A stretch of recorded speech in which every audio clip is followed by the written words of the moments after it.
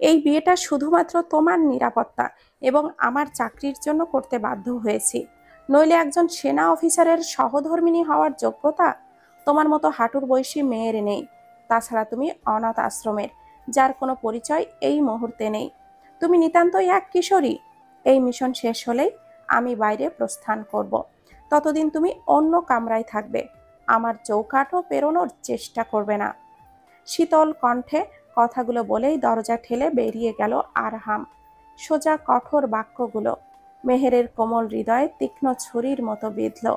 সে হতবাক হয়ে তাকিয়ে রইল দরজার দিকে, যেখানে কয়েক মুহূর্ত আগেও দাঁড়িয়েছিল তার সেই অচেনা স্বামী মেজর আরহাম।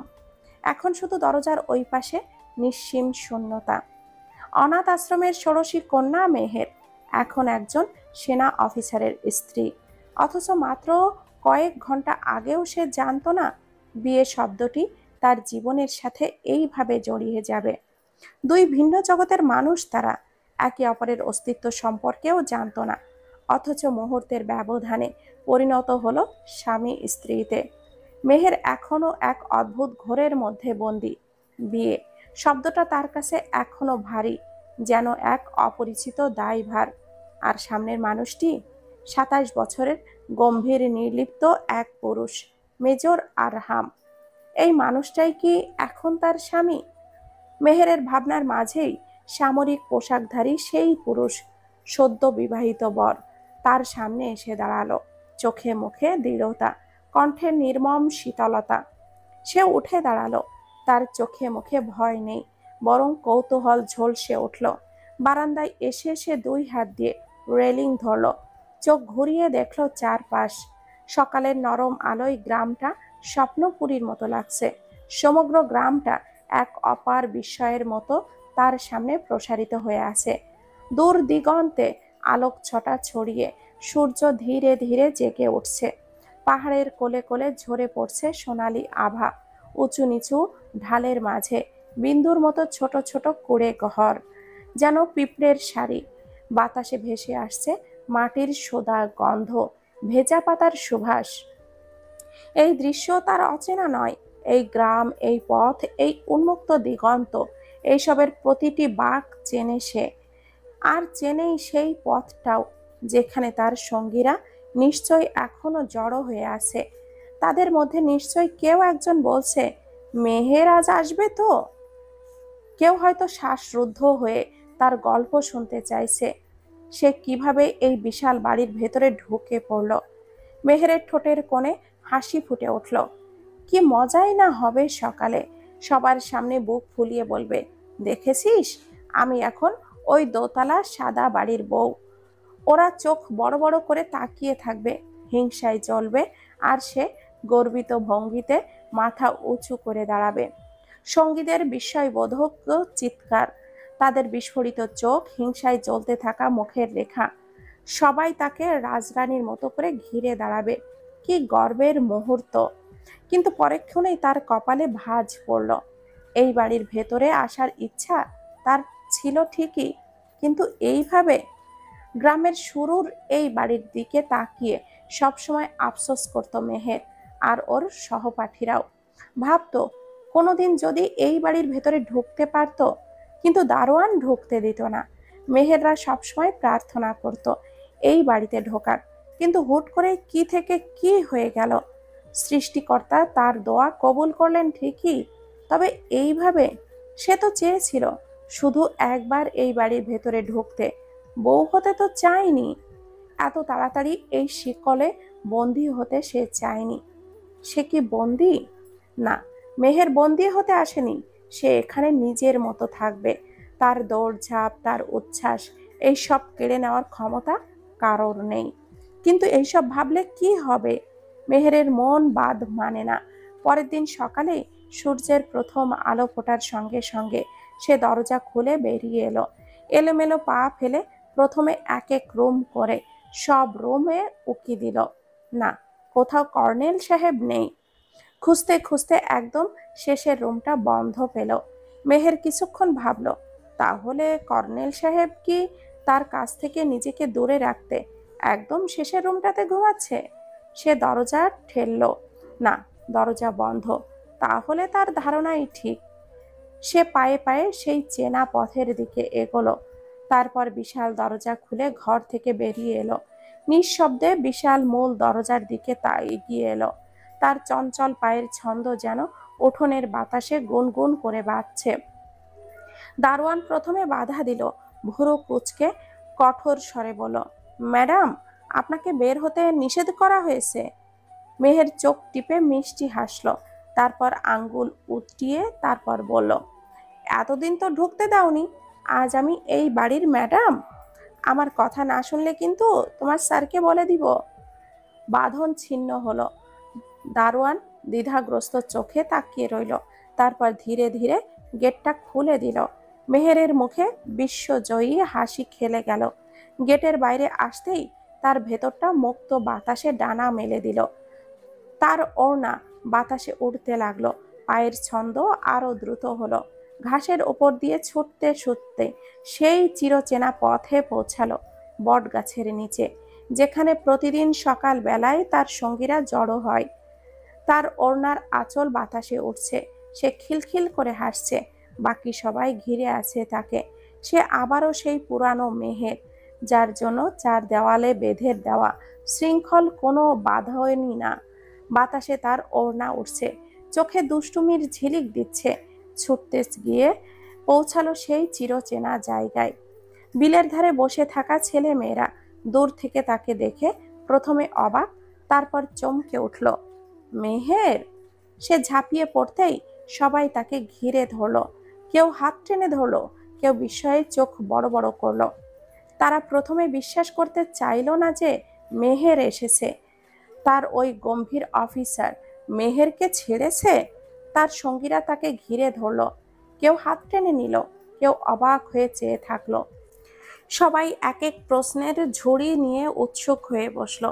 মেহের গর্বিত হাসি ছড়িয়ে বলল, শুনবি তো, শোন। ওই বিশাল বারান্দা থেকে পুরো গ্রাম দেখা যায়। জানিস, ওখানে একটা ঝর্ণার মতো কল আছে। দরজাগুলো এত উঁচু যে মনে হবে রাজপ্রাসাদ। সকলেই বিস্মিত, মুগ্ধ। মেহেরের চোখ চকচক করছে। সবাই উৎসুক হয়ে শুধালো, তোর ওই গম্ভীর অফিসার তোরে আসতে দিল, বেরোতে দিল? আরে দিবে না মানে? ওই মেজর সাহেব তো আমাকে এক রাতেই ভালোবেসে ফেলেছে। জানিস কি বললো আমাকে? ওরা সবাই উৎসুক হতেই মেহের আরো ঝলমল কণ্ঠে শুধালো, উনি আমাকে বলেছে, তোমার যখন যেখানে খুশি সেখানে যাবে, যা লাগে সব আমি দিব, শুধু আমাকে ছেড়ে কোনো দিনও যেও না। বলেই মুখ টিপে হাসলো। সঙ্গীরা উৎসুক অবাক পানে তাকিয়ে রইল মেহেরের দিকে। মেহের হাসলো। সে একাধারে এতদিনের দেখা সব সিনেমার নায়কদের ডায়লগ একসাথে দিতে লাগলো। সঙ্গীদের বলতে বেশ মজা লাগছে তার। সে আবারও বলল, জানিস আরো কি বলেছে? উনি নাকি আমাকে একদিনেই ভালোবেসে ফেলেছে। নরম সকালের আলোয় পথঘাট ধীরে ধীরে প্রাণ ফিরে পাচ্ছে। গ্রামের মাটির গন্ধ, শিউলির মিষ্টি ঘ্রাণ আর ঘাসের ওপর শিশিরের আর্দ্রতা মেহেরের উচ্ছলতায় আরো একরকম রং ছড়িয়ে দিচ্ছে। পাখিরা ডানা ঝাপটে উড়ে যাচ্ছে। দূরে বিলে মাছরাঙা শিকারের অপেক্ষায় স্থির হয়ে আছে। কিন্তু মেহের, সে এইসবের কিছুই খেয়াল করছে না। সে আপন মনেই হাসছে, কথা বলছে, নাটকীয়ভাবে হাত নেড়ে নেড়ে সংলাপ আওড়াচ্ছে, যেন নিজের জীবনটাই এখন সিনেমার দৃশ্য। জানিস, আমি রাজপ্রাসাদে থাকি এখন। বিশাল জানালা দিয়ে পুরো গ্রাম দেখা যায়। আর একবার যদি ডেকে বলি, ঠিক তখনই বড় রাস্তা দিয়ে ধুলো উড়িয়ে একটা বিশাল কালো গাড়ি প্রবেশ করলো। গাড়ির কালো রঙের ওপর সূর্যের আলো পড়ে চকচক করছে, যেন ওটার উপস্থিতি চারপাশের সব কিছুকে স্তব্ধ করে দিয়েছে। কিন্তু মেহের তখনও আপন মনে কথা বলে চলেছে, নায়িকাদের সংলাপের মতো করে তার নিজের গল্প বানিয়ে সাজাচ্ছে। তার কিশোরী সুলভ উচ্ছ্বাসে মিশে আছে বিশ্বজয়ের হাসি। সে এতটাই নিজের রঙিন কল্পনায় ব্যস্ত যে সেটাকে খেয়ালই করল না। গাড়ির দরজা খুলল, তারপরই বজ্রপাতের মতো গর্জে উঠল একটা কণ্ঠস্বর, মেহের। সেই কণ্ঠের কঠোরতা শীতল বাতাসের মতো মেহেরের শরীর ঘিরে ধরল। তার হৃদস্পন্দন মুহূর্তের জন্য থেমে গেল। সে এই গলার স্বর খুব ভালো করেই চেনে। এক নিমিষেই তার সমস্ত আনন্দ স্তব্ধ হয়ে গেল। শরীরের প্রতিটি শিরায় যেন শীতল স্রোত বয়ে গেল। এই গলা সে খুব ভালো করেই চেনে। সে চোখ ঘুরিয়ে তাকালো। গাড়ির দরজা দিয়ে এক জোড়া কঠোর চোখ তাকিয়ে আছে। সেই চোখ তীব্র শাসনের ছায়া, ঠোঁটে কঠোর একরোখা ভঙ্গি। মেহের ধপ করে ঘাসের ওপর বসা থেকে উঠে দাঁড়ালো। হাতের চুড়িগুলো টুংটাং শব্দ তুলে কাঁপছে। বুকের ভেতরটা কেমন জানি দুরু দুরু করছে, কিন্তু মুখের ভাব সে পাল্টায় না। তার শরীরে ঝড় বয়ে গেলেও চেহারায় অমলিন দুষ্টুমি খেলা করছে। তার চঞ্চল চোখ আরহামের রাগী চোখের দিকে স্থির হলো। এক মুহূর্ত, দুই মুহূর্ত অদৃশ্য বিদ্যুৎ বিনিময় হলো দুজনের মাঝে। গাড়ির জানালা দিয়ে সেই গভীর চোখগুলো তাকে বিদ্ধ করে আছে। গভীর অচঞ্চল হিম শীতল দৃষ্টি। গাড়ির দরজা খুলে সামরিক পোশাকে মোড়া এক শক্তপোক্ত অবয়ব নেমে এলো। তার সামরিক পোশাকের বোতামগুলো শক্ত করেই আটকানো, যেন কোনো ফাঁক ফোকর নেই, ঠিক তার ব্যক্তিত্বের মতোই। আরহামের চোখে বিদ্যুতের ঝলক, ভুরু কুঁচকে আছে। সামরিক নিয়মের সঙ্গে মেহেরের এই দুরন্তপানা ভয়ঙ্কর, ভয়ানক, সাংঘর্ষিক। মেহের তপ্ত নিঃশ্বাস ফেলল।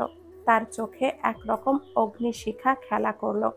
আরহামের পা শক্ত মাটিতে আঘাত করল, যেন মাটিও সেই দৃঢ়তায় নড়ে উঠল। তোমাকে নিষেধ করা হয়েছিল না বের না হতে? মেহের ঠোঁট বাঁকিয়ে হাসল।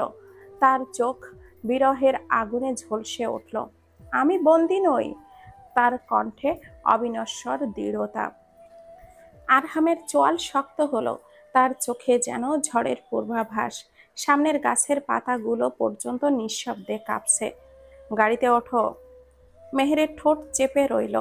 আশেপাশের সঙ্গীদের দিকে তাকালো। ওরা সবাই নিঃশব্দে দাঁড়িয়ে আছে অপেক্ষায়, কি হয় দেখার জন্য। এক একজন এক একভাবে তাকিয়ে আছে, কেউ বিস্মিত, কেউ সন্দেহপ্রবণ।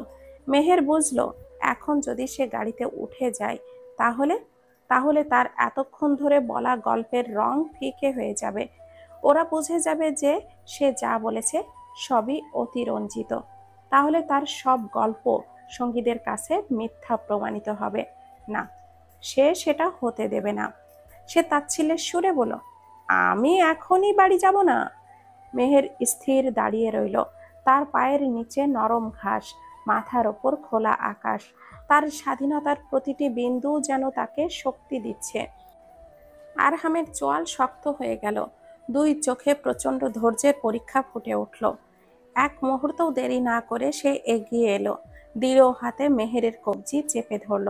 মেহের চমকে উঠল, কিন্তু বাধা দিল না। সে আরহামের হাতের কঠিন দৃঢ়তা টের পেল, যেন এই হাতেই সে সংযম ধরে রেখেছে, যেন আরেকটু শক্তি প্রয়োগ করলেই এই শাসন এক অন্য মাত্রা পেয়ে যাবে। আরহাম তাকে নির্দয়ভাবে গাড়ির দিকে টেনে নিয়ে গেল। এরপর নিজেও অপর পাশে গিয়ে বসল। মেহের তো দ্রুত পায়ে দরজা খুলতে চাইল, কিন্তু একটুও খোলা গেল না। সঙ্গীরা হো হো করে হেসে উঠল। কেউ চিৎকার দিয়ে বলল, হাই হাই, সিনেমার নায়িকা ফেঁসে গেল। মেহেরের মুখ রাগে লাল হয়ে গেল। এক ঝটকায় ঘুরে তাকালো আরহামের দিকে, কিন্তু সে তখনও নির্বিকার। আরহাম মুখ শক্ত করে গাড়ি থেকে নামলো। ধীর পায়ে এসে মেহেরের পাশের দরজা খুলে দিল। মেহের এক মুহূর্ত তাকিয়ে থাকলো, তারপর আর একটু দেরি না করে গটগট করে উঠে বসলো। গাড়ি স্টার্ট দিতেই এক মুহূর্তের জন্য মেহের তার সঙ্গীদের দিকে তাকালো। তারা এখনো তাকে দেখছে, কেউ বিস্ময়ে, কেউ মজা নিয়ে। সে এবার কি বলবে ওদের? কিভাবে এই ঘটনাকে রং চড়িয়ে বললে নিজের সম্মান বাঁচবে? সে নিজের মাথায় এক চোট বাড়ি দিল। কোন সিনেমায় এমন দৃশ্য আছে, মনে পড়ছে না কেন? গাড়ির ভেতর নিস্তব্ধতা, শুধু ইঞ্জিনের গভীর গর্জন চারপাশে বাতাসে মিলিয়ে যাচ্ছে। আরহাম সামনের দিকে তাকিয়ে আছে, চোয়াল শক্ত, মুখের রেখাগুলো কঠিন শাসনের মতো খোদাই করা। মেহের এক কোণে বসে আছে, ঠোঁট চেপে রেখেছে, কিন্তু মাথার ভেতর গল্প সাজানোর কাজ থামেনি। এই গল্পের পরের অধ্যায় সে কিভাবে বলবে? এই গল্পে সে নিজেকে কিভাবে নায়িকা বানাবে? এই সংঘর্ষ কি শুধুই কঠোরতা বনাম চঞ্চলতা, নাকি এখানেই সময়ের সঙ্গে জমতে থাকা এক অনুভূতির সূচনা? গাড়িটি নিঃশব্দে এসে থামলো বিশাল শ্বেত পাথরের অট্টালিকার সামনে। মুহূর্তের মধ্যেই ইস্পাতের গেট নির্বিকার ভঙ্গিতে খুলে গেল, যেন এই আগমনের জন্যই অপেক্ষা করছিল। সকালের হালকা আলোয় পুরো প্রাসাদটাকে স্বপ্নপুরীর মতো লাগছিল। উঁচু সুউজ্জ্বল থাম, নিখুঁত ছিমছাম বাগান, আর পাথরের নিখুঁত কারুকাজে নির্মিত অলিন্দ যেন নীরব অভ্যর্থনা জানাচ্ছে। মেহের এই প্রথম এত বড় গাড়িতে উঠেছে। জানালার কাচ নামিয়ে বিস্ময়ে তাকিয়ে রইল সে। গ্রাম থেকে আসা সাধারণ কাঁচা পথ যেন চোখের পলকে মিলিয়ে গেছে। তার জায়গায় এসেছে ধূসর কারুকার্য মণ্ডিত চত্বর। মনে হচ্ছিল সে এক দৌড়ে এক অচেনা রাজ্যে এসে পড়েছে, একটি শীতল শক্ত রহস্যময় পৃথিবীতে। গাড়ি থেমে গেছে। নেমে এসো। আরহামের কণ্ঠে কোনো উষ্ণতা নেই, বরং শুষ্ক ও কঠিন। কিন্তু মেহের যেন শুনতেই পায়নি। তার দৃষ্টি এখনো জানালার ওপরে আটকে আছে, চোখে বিস্ময়ের ঝিলিক, হৃদয়ে এক অজানা শিহরণ। এতটা স্থির হয়ে আছে যে মনে হচ্ছে সে এখনো বাস্তবে মাটিতে পা রাখেনি। আরহামের ধৈর্যচ্যুতি ঘটল। সে এগিয়ে এসে দরজাটা খুলে দিল। মেহের এতটাই অন্যমনস্ক ছিল যে আরহাম দরজা খুলতেই ভারসাম্য হারিয়ে হঠাৎ করেই হুড়মুড়িয়ে নিচে পড়ে গেল। এক মুহূর্তের জন্য সবকিছু যেন থমকে গেল। আরহামের মুখে কোনো অভিব্যক্তির রেখা ফুটল না, সামান্যতম অনুভূতিও নয়, বরং নির্বিকার গলায় শুধু বলল, ঘরে এসো। মেহের কাতর ভঙ্গিতে কোমরে হাত রাখল। ব্যথায় চোখে জল চলে এলো। কিন্তু তার চেয়ে বড় কষ্টটা হলো অপমানের। সে ভেবেছিল আরহাম এগিয়ে আসবে, তাকে তুলবে, কিন্তু না। সে একবারে পেছনেও ফিরেও তাকালো না, নিজের নির্লিপ্ত ভঙ্গিতে সোজা ভেতরে ঢুকে গেল। সে একবারও পেছনে ফিরে তাকালো না, নিজের নির্লিপ্ত ভঙ্গিতে সোজা ভেতরে ঢুকে গেল। মেহেরের ঠোঁট কেঁপে উঠল। অদূরে দাঁড়িয়ে থাকা দারোয়ান ঠোঁটের কোণে ব্যঙ্গাত্মক হাসি এনে বলল, কি ম্যাডাম, ব্যথা পাইলে নাকি? মেহের এক মুহূর্ত স্থির দাঁড়িয়ে থাকলো, ঠান্ডা চোখে দারোয়ানের দিকে তাকালো, যেন চোখের ভাষাতেই তার প্রতিশোধ নিচ্ছে। তারপর নিজেকে সামলে নিয়ে শক্ত ভঙ্গিতে উঠে দাঁড়ালো। ব্যথা, প্রচন্ড ব্যথা, কিন্তু তা প্রকাশ করা মানে আত্মসম্মানের হার। তবু ভাগ্য ভালো তার কোনো সঙ্গী এই সব দেখেনি, নয়তো কি যে হেনস্থা হতে হতো। সে দ্রুত পদে ভেতরে প্রবেশ করলো, যেন কিছুই হয়নি। ভেতরে ঢুকতেই আবার সেই গম্ভীর কণ্ঠস্বর, এদিকে এসো। সুরেলা অথচ শীতল, নির্দেশের মতো, প্রশ্নের নয়। মেহের একটু মুখ বাঁকিয়ে তাকালো, চোখের কোণে অসন্তোষের ছায়া। সামান্য ভুরু উঁচু করলো সে, ঠোঁটের কোণে টেনে আনলো বিদ্রুপের হাসি। বিয়ে করতে না করতে এত মিস করছেন আমাকে? ঠোঁটের কোণে বিদ্রুপের হাসি টেনে বলল সে। মেহেরের কণ্ঠে বেশরমের মতো মোলায়েম ব্যঙ্গ, যা এক মুহূর্তেই ঘরের নিস্তব্ধতায় ছুরি চালালো। এক মুহূর্ত, তারপর নীরবতা। আরহামের চোখ কুঞ্চিত হলো, অন্ধকার গহনীভূত হলো তার দৃষ্টিতে। এক ঝটকায় সামনে এগিয়ে এলো সে, এত দ্রুত যে মেহেরের নিঃশ্বাস আটকে গেল। তার চোখ দুটো ভয়ঙ্কর, যেন শীতল আগুন জ্বলছে তাতে। সাহস কত? সাহস বেশি তোমার, তাই না? আমার কথা অমান্য করেছ? মেহেরের গলা শুকিয়ে এলো।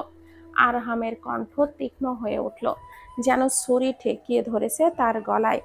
বেশ তো ফটোফটো করছিলে, এখন কি হলো? জিভ কেটে নিয়েছে কেউ? কথাগুলো আগুনের মতো ছিটকে এসে ভিঁধল মেহেরের বুকে। সে অনুভব করলো শীতল যন্ত্রণা, যেন বিষাক্ত কাঠটা গেঁথে গেছে হৃদয়ে। ঠোঁট উল্টিয়ে ফুঁপিয়ে উঠল সে, কিন্তু আরহামের মুখের অভিব্যক্তি অবিচল।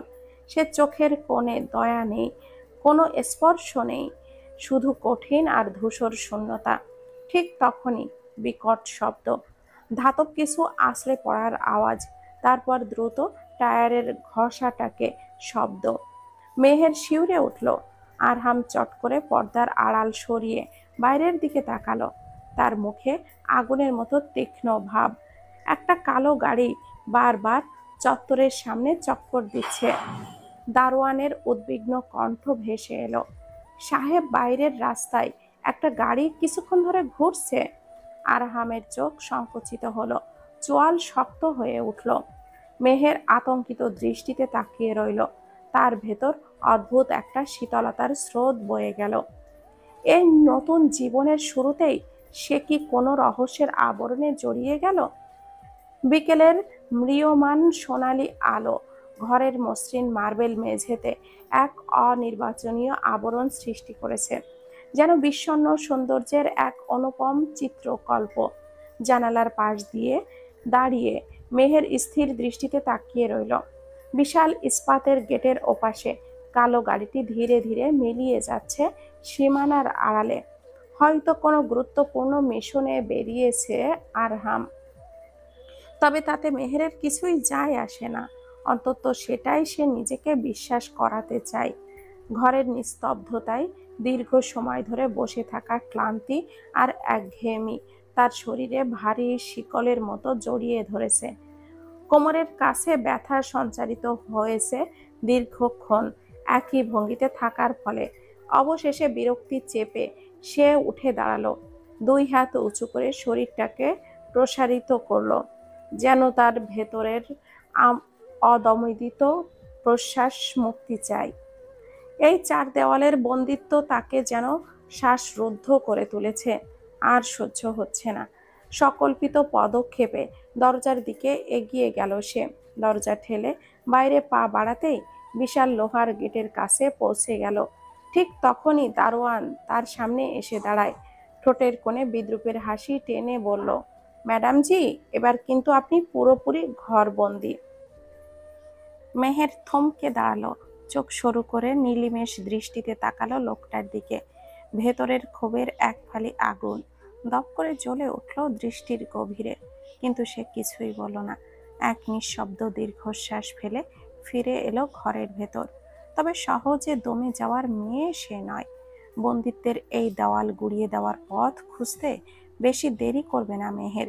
নিঃশব্দ পায়ে মেহের এগিয়ে গেল পেছনের দেওয়ালের দিকে। জানে সামনের অংশে কড়া নজরদারি থাকলেও পেছনের দিকের নিরাপত্তা অনেকটাই শিথিল। অন্ধকারের আবরণে ঢাকা দেওয়ালটাকে খানিকক্ষণ পর্যবেক্ষণ করল সে। তারপর নিঃশব্দ দক্ষতায় উঠে পড়ল ওপরে। ছোটবেলা থেকেই এই চাতুর্য তার রক্তে। নদীর তীর ধরে দৌড়ানো, উঁচু গাছে চড়ে বসা, কিংবা বন্ধুর বাড়ির দেওয়াল টপকে পালানো, এইসব যেন তার আত্মারই অঙ্গ। নিরবিচারে গতি বজায় রেখে অল্প সময়ের মধ্যেই সে দেওয়াল পার হয়ে নিচে নেমে এলো। মাটিতে ল্যান্ড করতেই দুই হাত ঝেড়ে ফেলল, যেন এই মুহূর্তে নিজের পুরানো পরিচয়টাকে ধূলিসাৎ করতে চায়।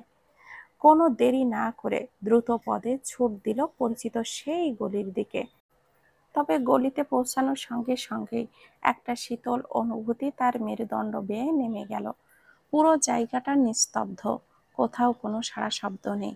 মানুষের কোলাহল, হাসির প্রতিধ্বনি, কিশোরদের অনর্গল বাক্য আলাপ সব উধাও।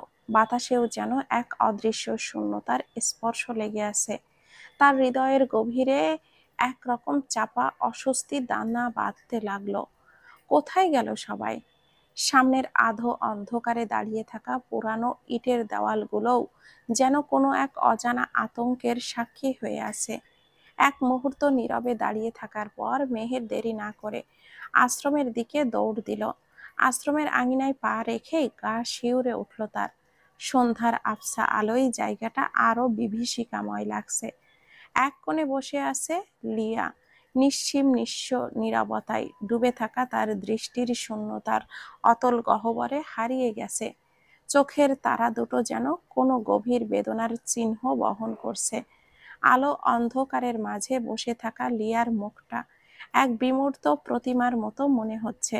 সেখানে ভয় নেই, হতাশা নেই, শুধু এক অদ্ভুত শূন্যতা জমাট বেঁধে আছে। মেহেরের বুকের ভেতর চাপা এক কাঁপুনি বয়ে গেল। লিয়া এমন নিস্তব্ধ কেন? মেহের ধীরে ধীরে এগিয়ে এসে নিচু গলায় বলল, কি হয়েছে? লিয়া এক দীর্ঘশ্বাস ফেলল। বুকের গহীনে চেপে রাখা ভারী শ্বাস যেন মাটির বুকে মিলিয়ে গেল। আমাদের 18 বছর হয়ে যাচ্ছে, চলে যেতে হবে। সাধারণ একটি বাক্য, অথচ যেন শূন্যতার গভীর থেকে উঠে আসা কোনো অবশ বেদনা গাথা। সে ধীরে সুস্থে মুখ ফেরালো মেহেরের দিকে। ঠোঁটের কোণে একরকম বিষণ্ণ হাসি ফুটে উঠল, যেন সেটি এক অসমাপ্ত গল্পের অন্তিম দৃশ্য। তোর ভাগ্য কত ভালো, 18 হতে না হতেই এত বড় বাড়ির বউ হয়ে গেলি, তাও বা এই গ্রামেরই। মেহের ঠোঁটের কোণে এক ম্লান হাসি ফুটিয়ে তুলল। বাড়ি দেখলাম, কিন্তু কোনো মানুষ দেখলাম না। এক এরকম আদৌ হয়? লিয়া কাঁধ ঝাঁকালো, চোখে ক্লান্তির ছাপ। তবুও ভালো তো, নিজের মতো থাকছিস। কোনো সংশয় বা আশার জায়গা রাখলো না সে, যেন স্বাভাবিক বাস্তবতা মেনে নেওয়ার ক্লান্তি এসে থিতু হয়েছে তার কণ্ঠস্বরে। কিন্তু মেহেরের এমন মেয়েদের দলে পড়ে না, যারা সহজে নিয়তির কাছে আত্মসমর্পণ করে। সে এক ঝটকায় বলল, নো চিন্তা, তোকে কোথাও যেতে হবে না, তুই আমার সাথেই থাকবি। লিয়ার দৃষ্টি মুহূর্তেই উজ্জ্বল হয়ে উঠল। তোর ওই গম্ভীর ছাড় আমাকে থাকতে দিবে? মেহেরের চোখ সরু হয়ে এলো, ঠোঁটে রহস্যময় হাসির ছায়া খেলে গেল। অবশ্যই, মেহের যা বলে তা তিনি রাজি হয়ে যান। লিয়ার মুখে খুশির ছাপ ফুটে উঠল, যদিও তার চোখের গভীরে লুকিয়ে থাকা সংশয় পুরোপুরি মুছে গেল না। সে নিয়ে সন্দেহ থেকেই গেল। সন্ধ্যা হওয়ায় গাছের পাতারা মৃদু কাঁপল। দূরে কোথাও পেঁচা ডেকে উঠল একবার। আরশি নগরের আকাশের নিচে এই মুহূর্তে দুই বন্ধু দাঁড়িয়ে রইল, একজন নিশ্চিত ভবিষ্যতের দুঃসাহসী দাবিতে, আরেকজন এক অনিশ্চিত আশার আভায়। আশ্রমের খোলা উঠোনে বিকেলের নরম রোদ ঝিলিক দিচ্ছে, পাতায় পাতায় ছায়ার খেলা। মাটির উনুনে ধোঁয়া মিশে যাচ্ছে আকাশের রঙের সাথে। লিয়া মেহের দুজনেই হাঁটু গেড়ে বসে মাটিতে বসে আছে। দূর থেকে কয়েকজন লক্ষ্য করে মেহেরের দিকে এগিয়ে এলো। একজন একটু এগিয়ে এসে কৌতূহলী চোখে বলল, সকালে তোরে ঘরে নিয়ে গিয়ে ওই অফিসার কি করেছিল রে? মেহের মনে মনে একটু হাসল। এই প্রশ্নটাই তো সে শুনতে চেয়েছিল। তার ভেতর দুষ্টুমির আলো জ্বলে উঠল। নাটকীয় ভঙ্গিতে চোখ বড় বড় করে সে মুখে বিস্ময়কর ছাপ আনলো, যেন খুব গোপনে কিছু ফাঁস করতে যাচ্ছে। সে একটু ফিসফিস স্বরে বলল, আমাকে নিয়ে বলছিল? তুমি তো অনেক সুন্দর। এরকম বের হলে যে কেউ দেখে ফেলবে। আমি চাই না তোমাকে এই আরহাম ছাড়া আর কেউ দেখুক, তাই ওইভাবে নিয়ে এসেছি। ক্ষমা করো আমায়। চারপাশে মুহূর্তেই হাসির রোল উঠল। কেউ হাত দিয়ে মুখ ঢাকলো, কেউ আবার মাটিতে লুটিয়ে পড়ে হাসতে লাগলো। মেহেরও একটুখানি হেসে নিল, কিন্তু তার চোখে খেলা করছিল অন্য এক রং। সে জানতো এই গল্পের কোনো সত্যতা নেই। আশ্রমের উঠোনে যেন হঠাৎ করেই ছায়া নেমে এলো। বিকেলের নরম আলো ধীরে ধীরে ফিকে হয়ে আসছে। পাতার ফাঁকে ফাঁকে খেলা করা সোনালি আভাটাও যেন ধূসর হয়ে যাচ্ছে। হুট করেই সব শান্ত হয়ে গেল। কেউ কোথাও কথা বলছে না। হাসির স্রোত যেখানে গর্জন তুলেছিল, সেখানে এখন নিস্তব্ধতার গভীর গুমট। মেহের চোখ সরু করলো। তার ভেতরে এক অদ্ভুত অনুভূতি খেলে গেল। মনে হলো এই মুহূর্তে কেউ তাকে নজরে রাখছে। কাঠের পুরানো দরজাটা পুরোপুরি খুলে গেল ধীরে ধীরে। চিরচির করে উঠল। লিয়া ফিসফিস করে বলল, কেউ আছে? কেউ উত্তর দিল না। একটা শুকনো পাতা হঠাৎ মেঝে বেয়ে সরে গেল, ধীর গতিতে গড়িয়ে পড়ল কোণের দিকে, অথচ বাতাস নেই কোথাও। মেহেরের গলা শুকিয়ে এলো। তার মনে হলো ঠিক তার কাঁধের পেছনে কোনো অদেখা দৃষ্টি স্থির হয়ে আছে, তীক্ষ্ণ জিজ্ঞাসু শীতল। সে ধীরে ধীরে ঘাড় ঘুরিয়ে তাকালো, কিন্তু সেখানে কেউ নেই। তারপরও এক মুহূর্তের জন্য যেন সে কাউকে দেখল, হয়তো শুধুই কল্পনা, অথবা সত্যি সত্যি কেউ ছিল। এক শীতল শিহরণ তুলে দিল মেহেরের মেরুদণ্ডে। হিমেল হাওয়ায় গাছের পাতাগুলো মর্মর শব্দে কেঁপে উঠছিল। দূরে কোথাও একটা কাক করুণ স্বরে ডেকে উঠল, যেন আসন্ন কোনো অঘটনের পূর্বাভাস দিচ্ছে। এর মধ্যে কয়েকজন বাচ্চা হই হুল্লোড় করে ছুটে এসে চিৎকার করে বলল, কর্তা আসছে, কর্তা আসছে। তাদের চিৎকারে মুহূর্তের মধ্যে চারপাশের নীরবতা ভেঙে গেল। সবাই সন্ত্রস্ত হয়ে যে যার জায়গায় দাঁড়িয়ে গেল।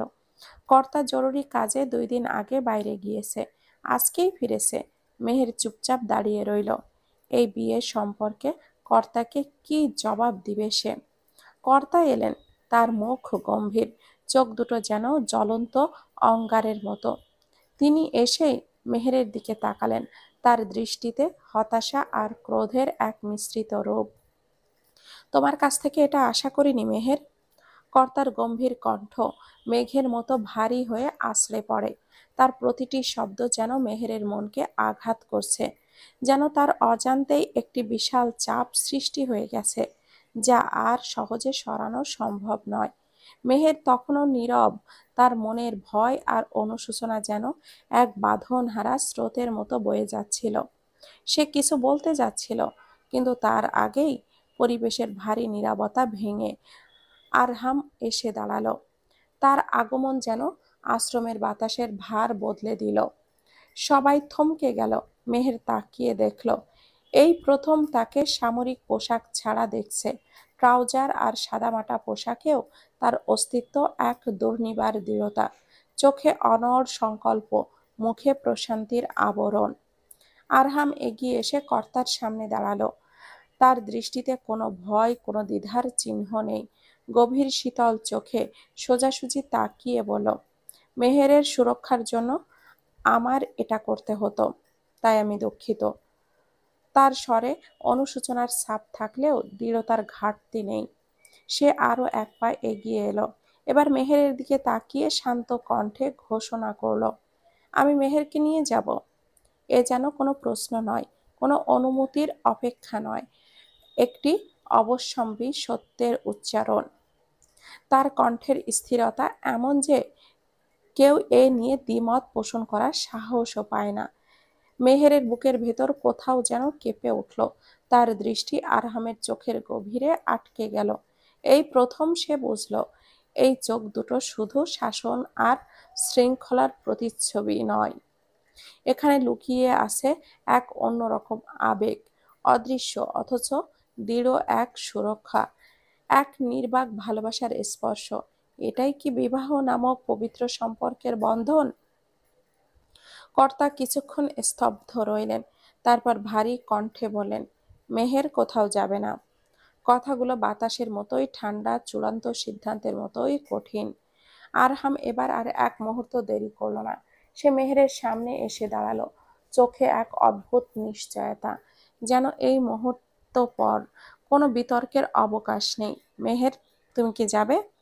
তার কণ্ঠস্বর ছিল শান্ত, তবু সেখানে ছিল এমন একজন যা মেহেরের ভেতর পর্যন্ত নাড়িয়ে দিল।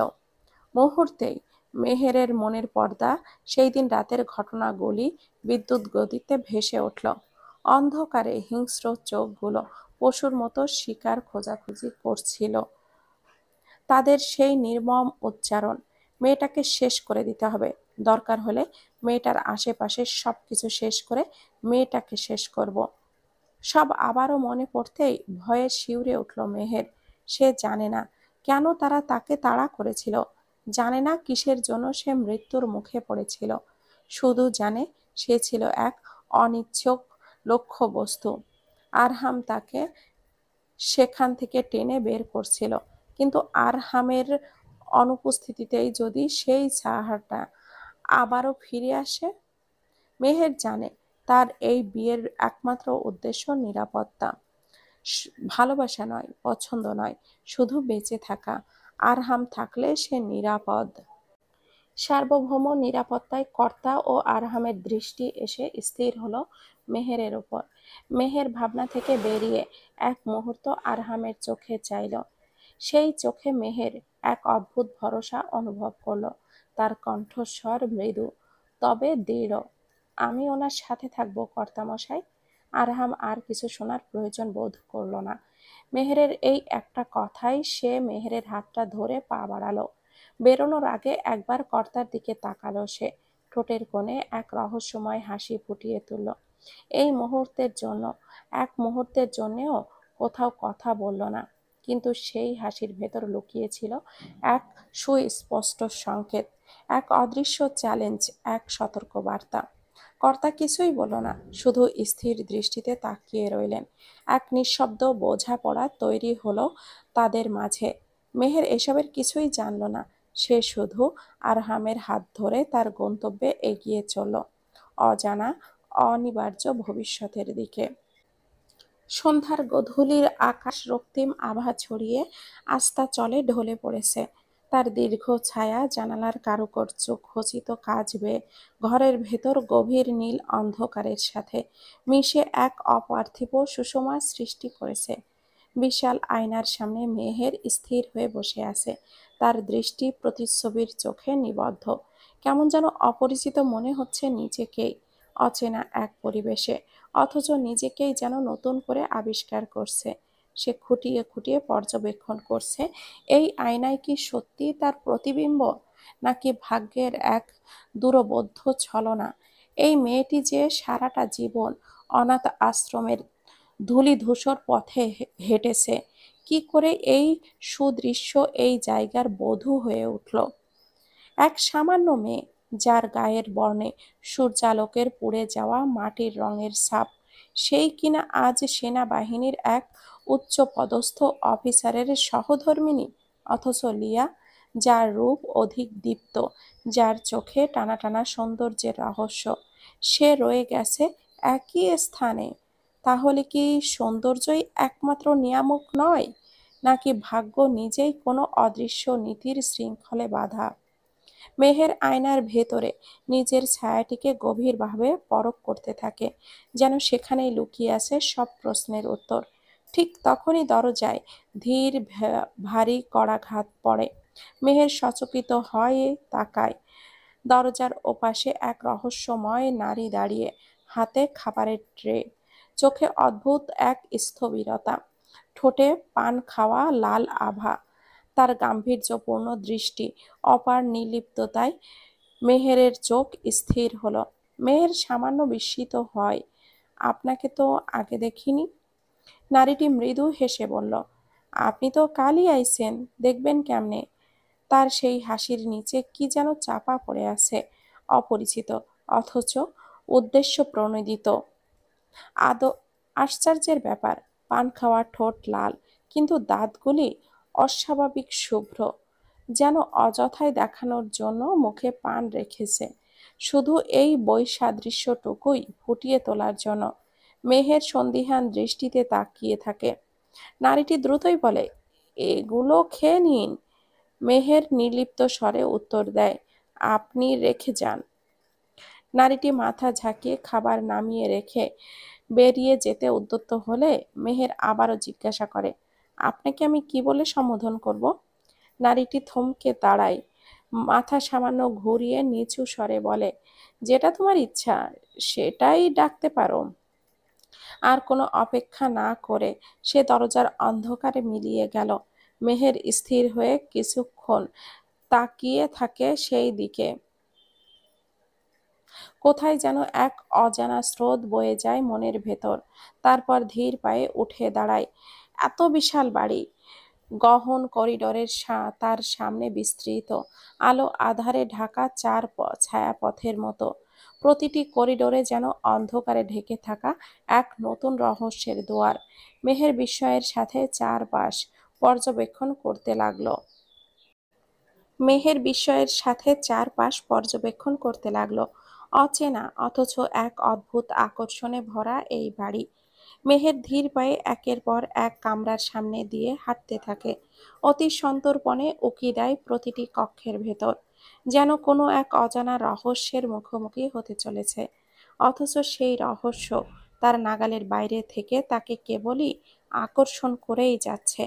কামরাগুলো বিশাল, অলংকারিত, প্রতিটিকে যেন এক অদৃশ্য শৃঙ্খলা এবং বিরাজমান, নিঃশব্দ।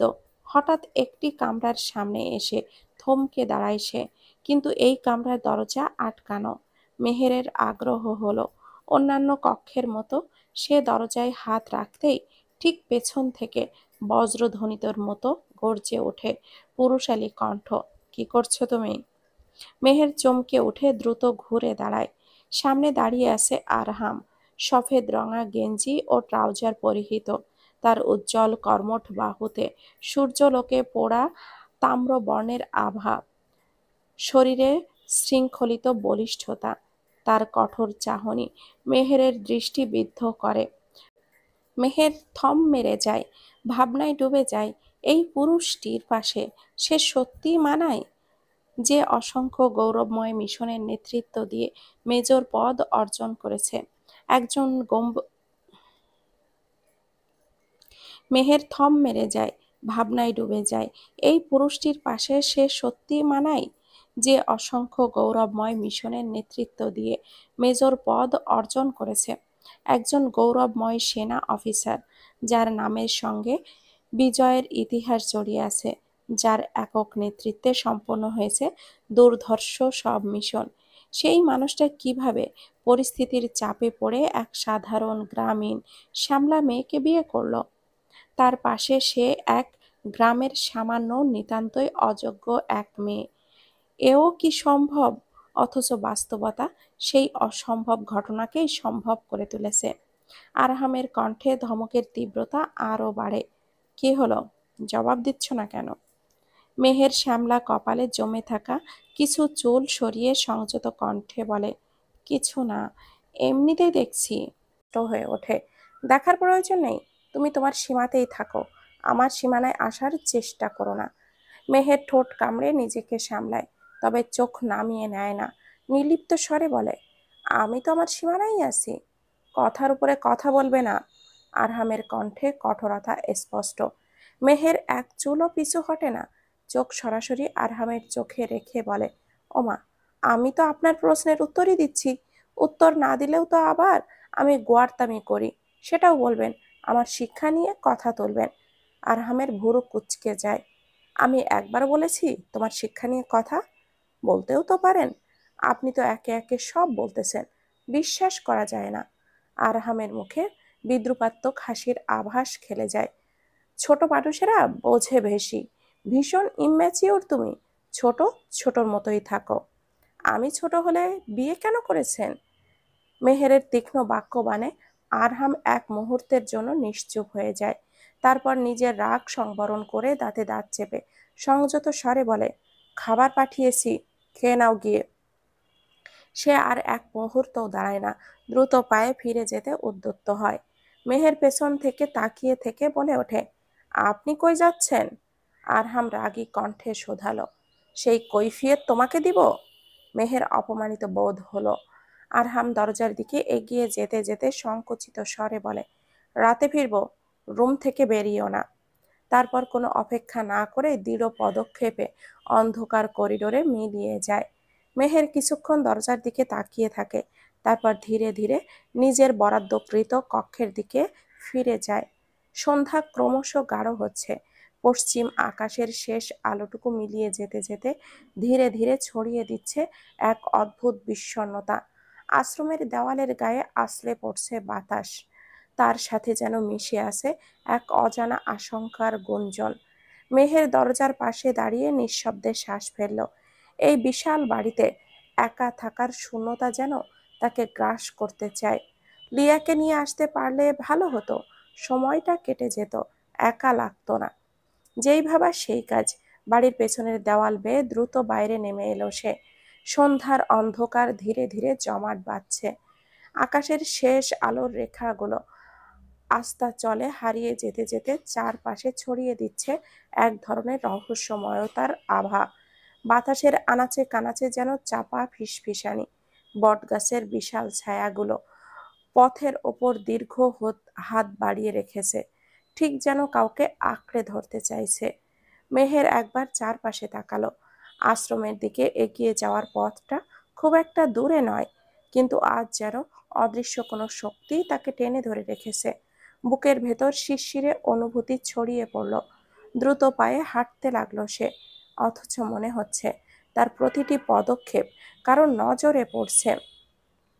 আশ্রমে পৌঁছাতে লিয়া উদ্বিগ্ন মুখে এগিয়ে এলো। কর্তা মশাই খুব রেগে আছেন মেহের, তোর সাথে কথা বলতে চাইছেন। কর্তা মশাই রাগ করেছেন? হ্যাঁ, করাটাও স্বাভাবিক। তবুও মেহেরের বুকের ভেতর ধক করে উঠল। প্রবল দ্বিধা নিয়েই কর্তার কক্ষের দিকে এগোলো সে। অস্থির হৃদয় নিয়ে সে কর্তার কক্ষে প্রবেশ করলো, কিন্তু ভেতরে ঢুকতেই যেন সমস্ত ভাবনা উল্টে গেল। কর্তা মশাইয়ের মুখে কোনো কঠোরতার ছাপ নেই, বরং গভীর প্রশ্রয়ের তাকালেন মেহেরের দিকে। হাত বাড়িয়ে কাছে টেনে নিলেন তাকে, একদম আগের মতোই স্নেহময় পরশে। পূর্বের সেই এক অদৃশ্য জালে তাকে আবদ্ধ করে রাখার প্রয়াস। তিনি মেহেরকে সামনে বসতে বললেন, তারপর স্নিগ্ধ কণ্ঠে বলেন, তোমার জন্য কিছু উপহার এনেছি, নিয়ে যাও। মেহের স্থির চোখে তাকিয়ে রইল। প্রতিবার বাইরে গিয়ে শুধুই তার জন্যই উপহার কেনেন কর্তা, আশ্রমের জন্য কারোর জন্য নয়, এমনকি লিয়ার জন্যেও না। কেন? কর্তা মশাইয়ের কেন যেন তাকে অতিরিক্ত স্নেহ করেন, অতিরিক্ত যত্নে আগলে রাখেন। পূর্বের মতোই সেই একই অনুভূতি হলো মেহেরের। শৈশবের স্মৃতির গভীর থেকে যেন বাবার মুখটা ভেসে উঠল। বাবা ফিরে আসতেন, হাতে থাকতো খেলনা আর নতুন পোশাক। তিনি বলতেন, তুই বড় হবি মেহের, আমার স্বপ্নগুলো তুই পূরণ করবি। ছোট্ট মেহের উচ্ছ্বাসে ঝাঁপিয়ে পড়তো তার বুকে। মেহের তাকালো, তার মনে হলো কর্তা কিছু বলতে চাইছে। কর্তা মশাইয়ের গভীর চোখের দৃষ্টি অমোঘ সত্যের মতো তার দিকে নিবদ্ধ। যা হয়েছে হয়েছে, আরহামকে ছেড়ে দিয়ে চলে আসো। কর্তার কথায় সেকেন্ডের ভগ্নাংশের জন্য মেহেরের দেহটা সমস্ত রক্ত যেন বরফ হয়ে গেল। এই কথাটা স্বাভাবিক নয়। সে ধীরে ধীরে তাকালো কর্তার দিকে। আপনি কি বললেন? হাজার হোক, বিয়ে একটা পবিত্র শব্দ। এই বিয়ে নিয়ে সে কত স্বপ্ন দেখেছে। হয়তো আস্তে আস্তে সবকিছু পূরণ হতো তার। এই শব্দকে মেহের 2 দিনেই অবমাননা করবে? না, এটা কিছুতেই হতে পারে না। কর্তা মশাই শান্ত চোখে মেহেরের মাথায় হাত রাখলেন। সেই পরিচিত স্পর্শ, কিন্তু কেমন যেন শীতল, গা শিউরে ওঠার মতো। তুই জানিস, আমি কখনো তোর খারাপ চাই না। আমার কথা শোন। কথাটা বলেই কর্তা মেহেরের মাথায় হাত বুলিয়ে দিলেন। এই স্পর্শে কতবার মেহের বাবা হারানোর শূন্যতা ভুলে থেকেছে, কিন্তু আজ যেন এই স্পর্শে অন্যরকম এক অস্থিরতা লুকিয়ে আছে। কর্তা তাকিয়ে আছেন, যেন কোনো নির্দিষ্ট উত্তর চাইছেন। বল, আমি কি তোর খারাপ চাই?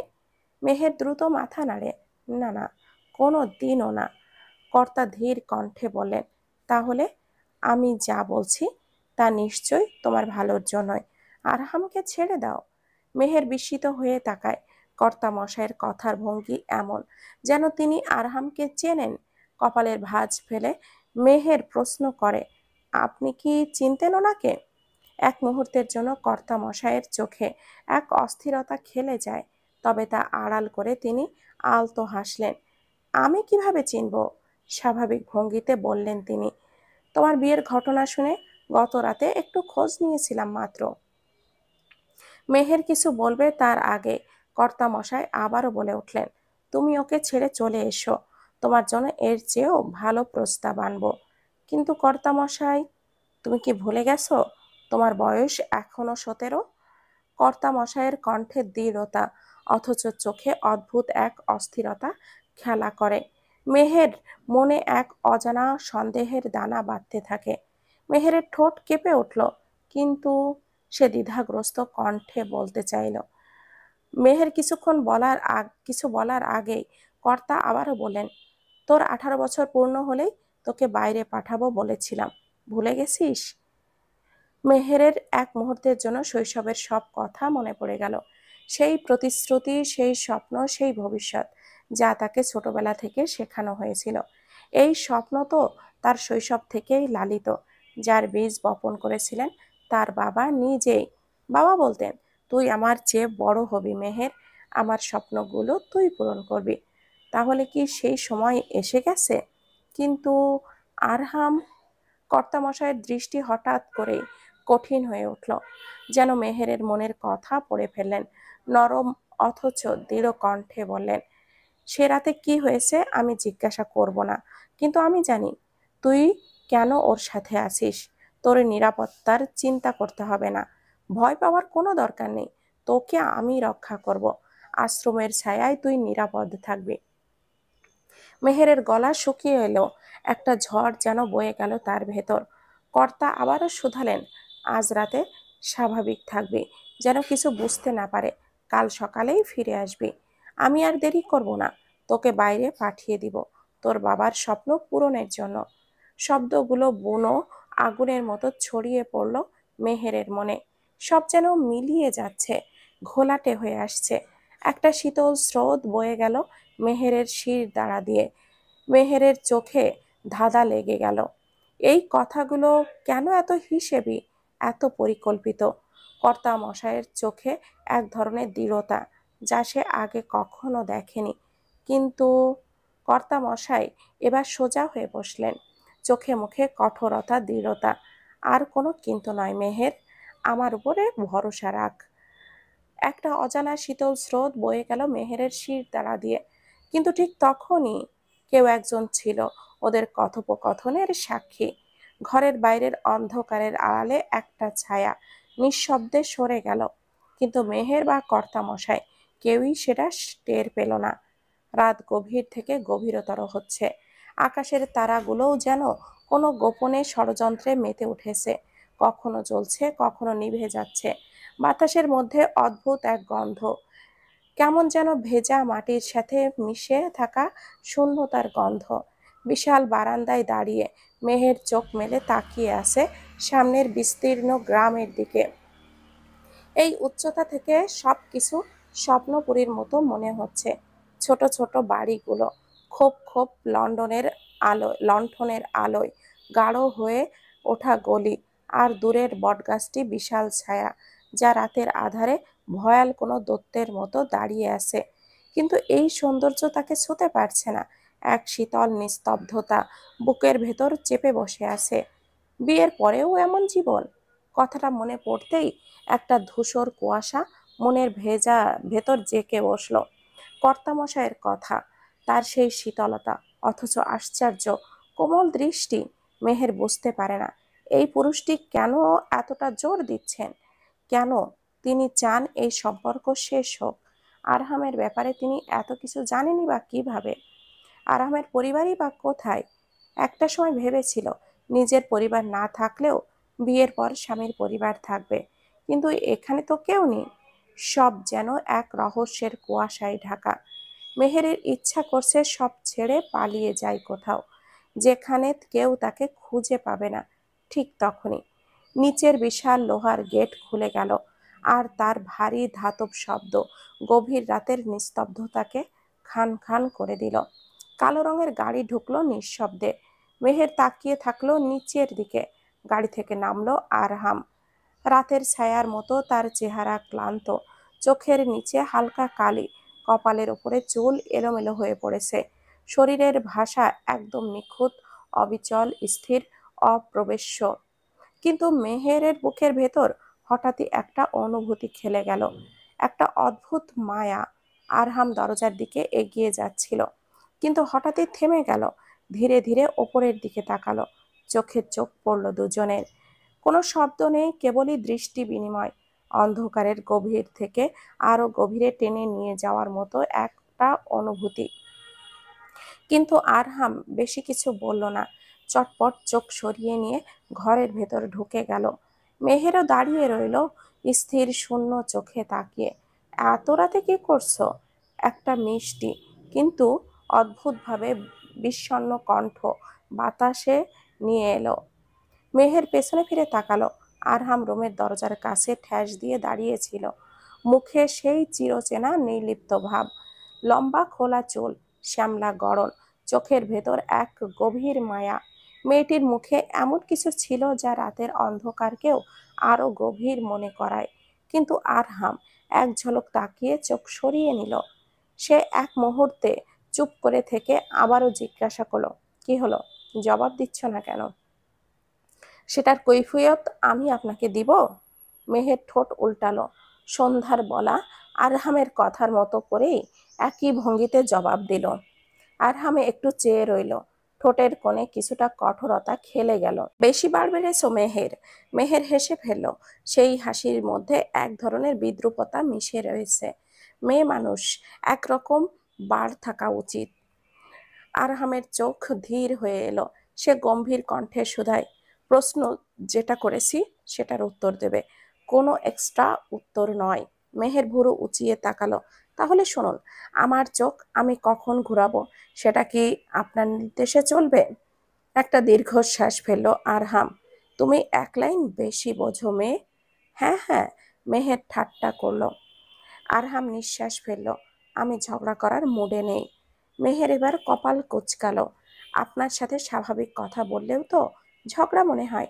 তাহলে এত রাতে ক্লান্ত শরীরে এখানে এসেছেন কেন?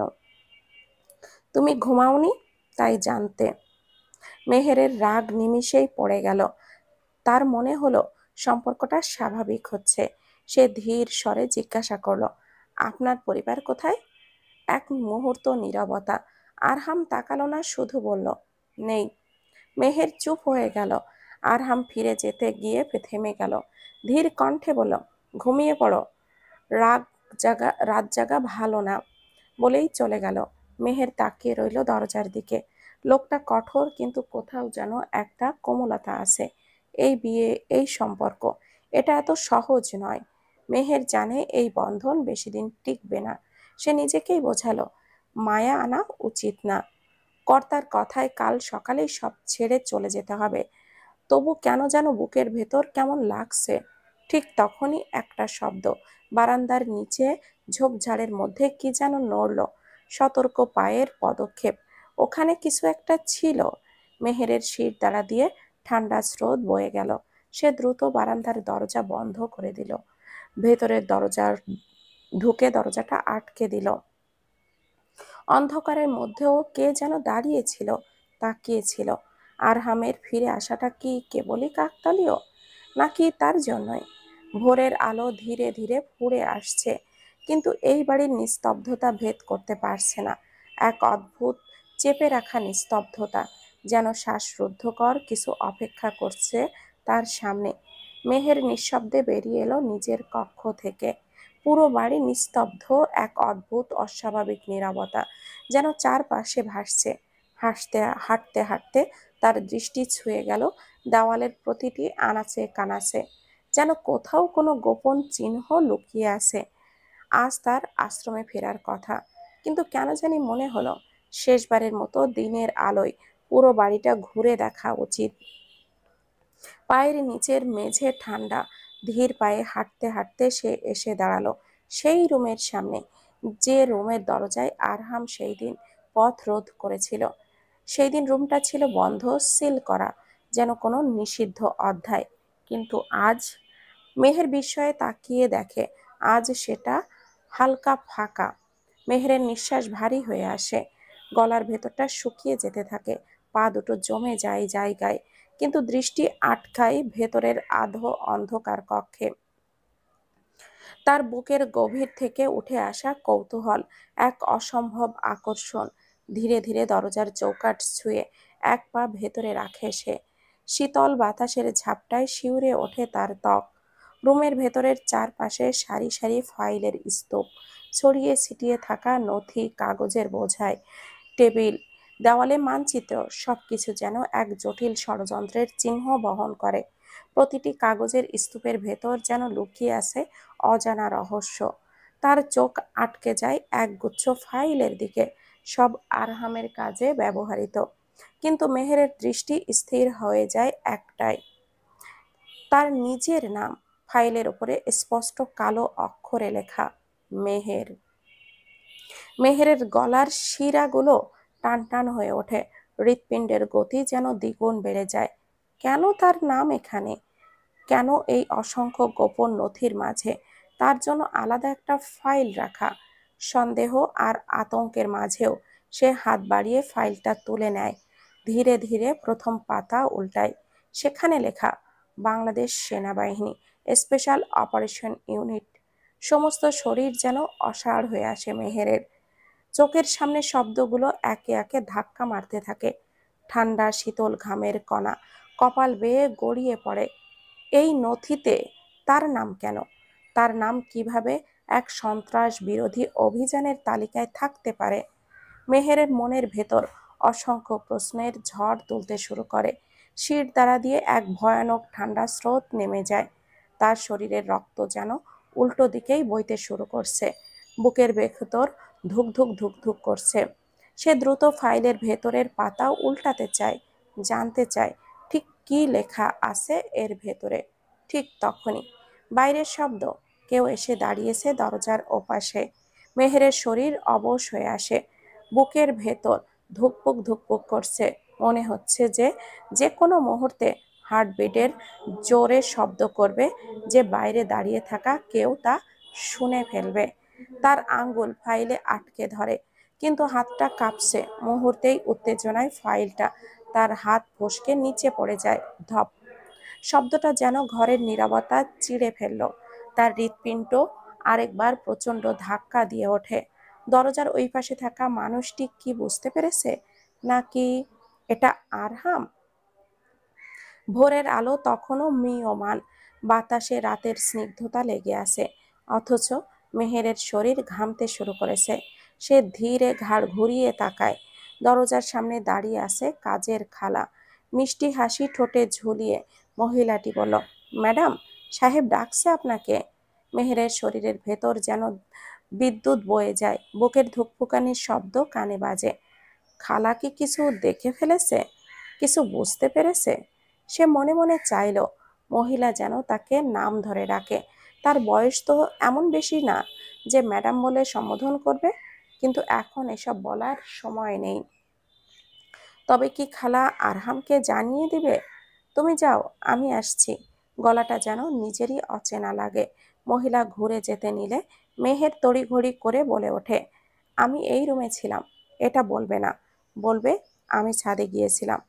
মহিলার চোখে এক ঝলক বিদ্রুপের মতো কিছু খেলে গেল, তবে সে মাথা নেড়ে সম্মতি জানালো।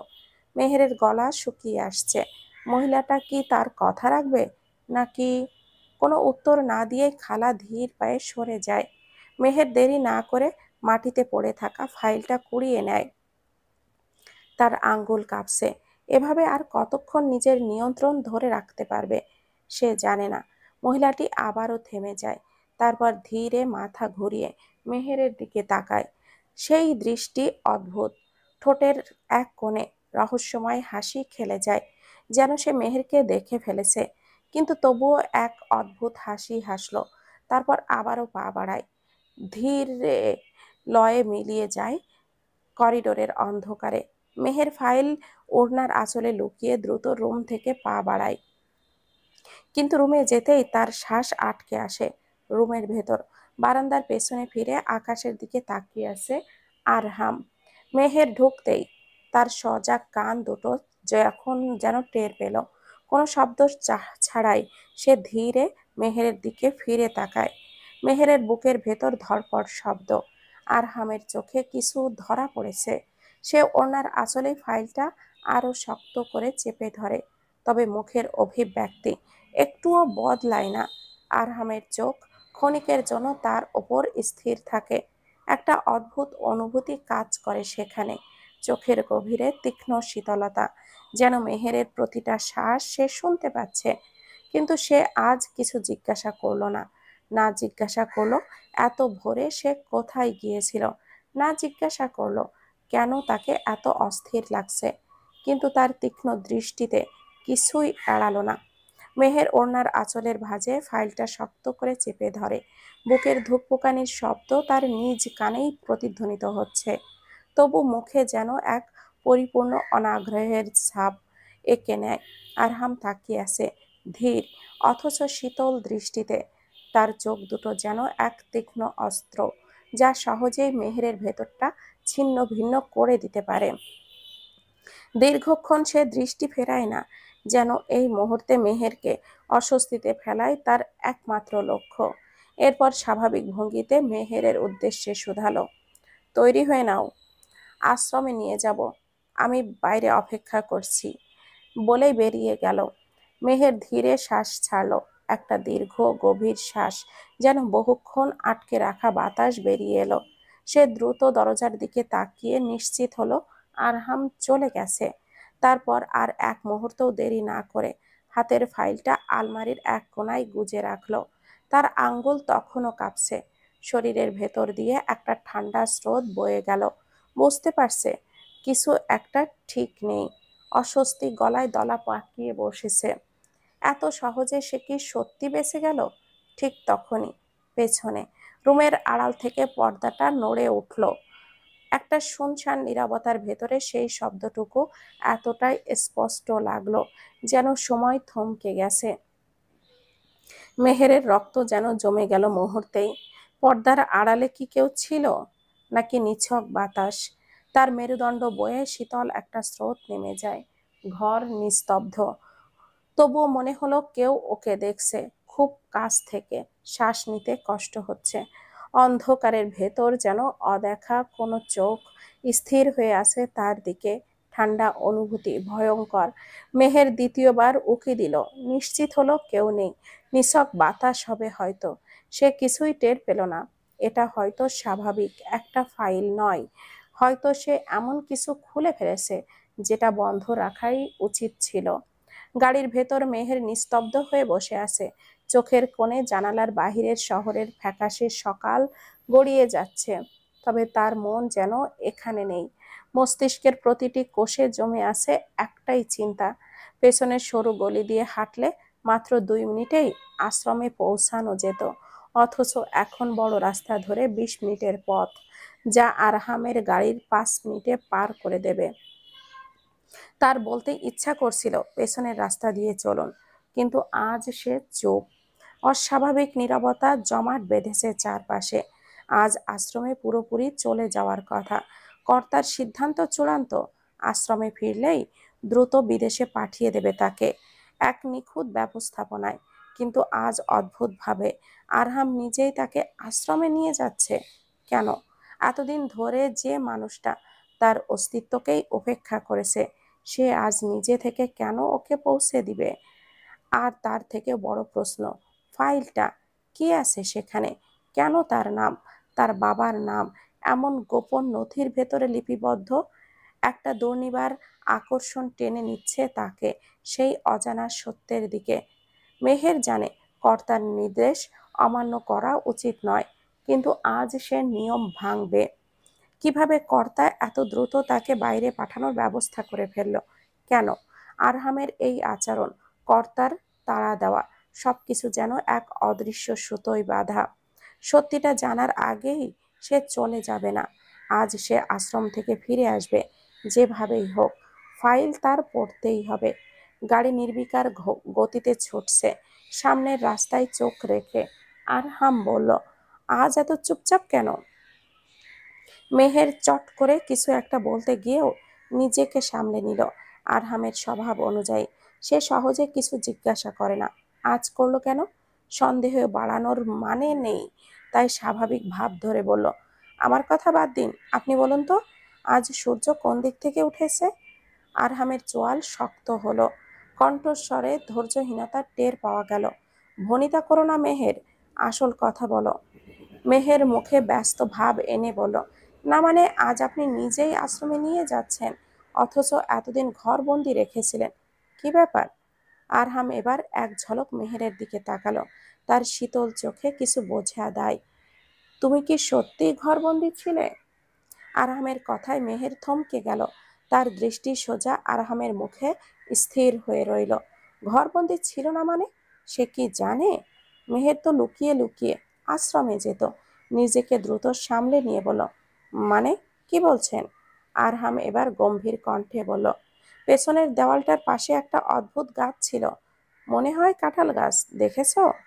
মেহেরের নিঃশ্বাস আটকে ফেলল। মুখে অনভিজ্ঞতার ছাপ এনে বলল, হ্যাঁ, এটা কাঁঠাল না, আম গাছ। কেন? আরহাম সামান্য হাসল। মেয়েটা এখনো আসলেই বাচ্চা, বুঝতেই পারল না কিছু। আরহাম স্বাভাবিক হয়েই বলল, সেই গাছের ঢাল হুট করে ভেঙে পড়েছে, ভারী কিছু পড়েছিল। আমার ধারণা কেউ দেওয়াল টপকে পালানোর চেষ্টা করছিল। মেহের দ্রুত মাথা নাড়ালো। আমি মোটেও আপনার ডাল ভাঙিনি। মানে ওটা আগে থেকেই ভাঙা ছিল। আরহাম এবার ব্রেক কষল। গাড়ির গতিবেগ কমিয়ে এক ঝলক মেহেরের দিকে তাকালো। তার চোখ কঠোর, কণ্ঠস্বরে অভ্যাসগত কঠোরতা। ওটা তুমি ছিলে মেহের? মেহের কিছু বলার আগেই আরহাম আবারও গাড়ি চালানো শুরু করলো, যেন সব উত্তর পেয়ে গেছে। তাহলে বোকামিটা তুমিই করেছিলে? ভাবছিলাম কেউ আসলেই অনুপ্রবেশ করেছিল। মেহের গলা খাকারি দিয়ে বলল, আমি অনুপ্রবেশকারী নই, আমি স্বাধীন মানুষ। আরহামের মুখে কোনো অভিব্যক্তি ফুটল না, বরং সে স্বাভাবিক ভঙ্গিতেই বলল, স্বাধীনতার সংজ্ঞা পাল্টে ফেলেতেছেও নাকি? মেহের চুপ করে গেল। একটা অস্বস্তি কাটাতে জানালা খুলে দিল। নাটকীয়ভাবে চুল উড়িয়ে ভাব নেবে নায়িকাদের মতো। সিনেমার দৃশ্য যেমন হয়, কিন্তু বাস্তবতা ভিন্ন। হুট করেই বাতাসের সাথে এক মুঠো বালি এসে ঢুকে গেল তার চোখে মুখে। উফ, কি হচ্ছে এসব? আরহাম নিস্পৃহ কণ্ঠে বলল, নাটক করতে গেলে এটাই হয়। মেহের চোখ কসলাতে কসলাতে বলল, আপনার দোষ। সিনেমার মতো দৃশ্য আনতে গেলেই সব উল্টে যায়। আরহাম কোনো উত্তর দিল না, শুধু এক হাত নিয়ে স্টিয়ারিং ধরে অন্য হাতে পানির বোতল এগিয়ে দিল। নাও, মুখ ধুয়ে নাও।